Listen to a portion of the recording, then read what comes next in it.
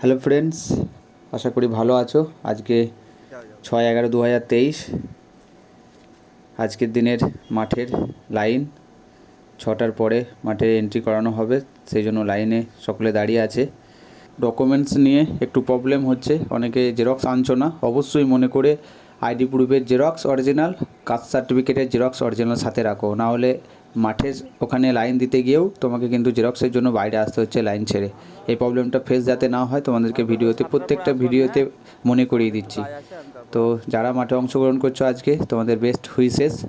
তোমরা তোমাদের সেরা এফোর্টটা দিয়ে মাঠ পাস করে এসো। তোমাদের এখানে দেখতেই পাচ্ছ মাঠ শুরু হবে। প্রথমে আজকে 15 জনকে ছাড়া হচ্ছে প্রথম মাঠটায়। এখানে লাইন দেওয়া হচ্ছে গেটে থেকে আসার পর মেন যে মাঠ, সেই মাঠের গেটেও এখানে ডকুমেন্টসগুলো লাগছে। ID proof, caste certificate original xerox এবং অ্যাডমিট কার্ড। 15 জনের রান শুরু হয়ে গেল।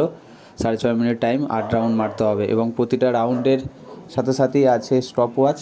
দেখে নাও টাইম কত লাগছে, কত হাতে আছে। তো এইভাবেই নিজেকে সঠিকভাবে টাইমের মধ্যে নিয়ে আসো এবং প্রতিটা পাকের মধ্যেই টাইমটাকে ক্যালকুলেট করো। তো বন্ধুরা, মেজারমেন্ট খুব ভালো হচ্ছে।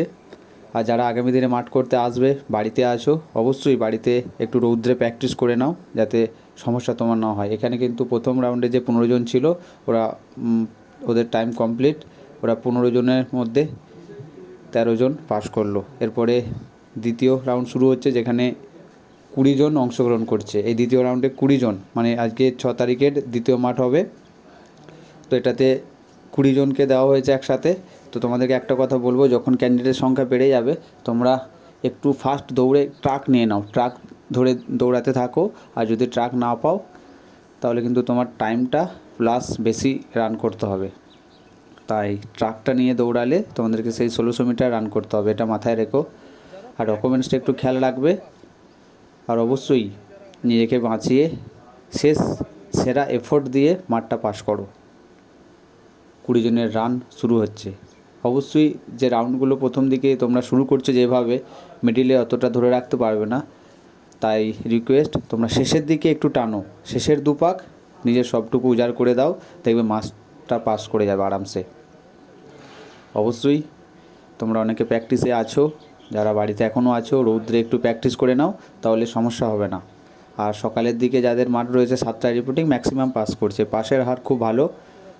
আর মেজারমেন্টও খুব ভালো হচ্ছে, কোনো কারণ নেই ভয় পাওয়ার। মাঠ শুরু হয়ে গেল, দ্বিতীয় মাঠ। 20 জন ছাড়ছে, দেখো কীভাবে একসাথে দৌড়াচ্ছে। তোমরা বলবো স্টার্টিংয়ের পরই তোমরা ট্রাক নাও, ট্রাক নিয়ে দৌড়ালে তোমাদের টাইমটা কভারেজ করতে পারবে এবং বেশি দৌড়াতে হবে না।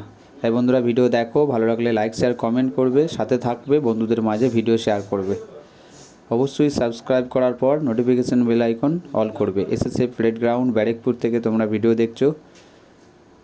বন্ধুরা দেখতে থাকো এবং অবশ্যই বন্ধুদের মাঝে যারা আগামী দিনে আসবে ভিডিওটা শেয়ার করবে। আর বলে রাখি, ভিডিওটা দেখে নাও তোমরা।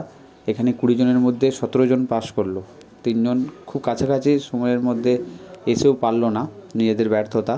তোমরা শেষের 2 পাক উজাড় করে দাও সব, তাহলে মাঠ পাস করতে পারবে, কোনো প্রবলেম হবে না। তোমরা দেখো এবং নিজেকে মোটিভেট করো।